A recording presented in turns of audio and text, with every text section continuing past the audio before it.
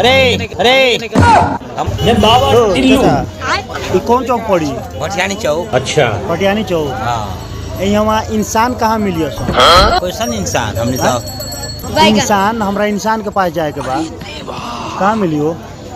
कौन इंसान हम तो अरे अरे हमारे क्या मालूम बा? बता दे चाचा तोर गोला लगा बता दे अब सुने ना जानती ना हमने को बताओ थी। चाचा तोर गोला लगा तन चाचा बता दे चाचा। जोर जोर से बोल के लोगों को स्कीमें बता दे। अब सुने ना हम कहाँ बताई यहाँ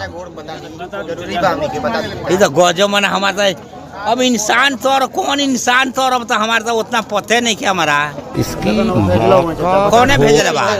भुवनेश्वर प्रसाद भेजलो हुआ कहवा के पचुरकिया चौक कौन सा झूठ बोलता दक्षिण मुँह ईमानदारी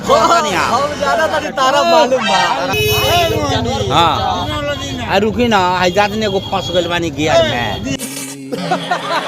हम जानता है ना बानी बाबू एकदम दक्षिण मुँह कसम हमने का था तू जाना तड़ा चाचा तू जाना तड़ा जल्दी ना क्रिया खोजी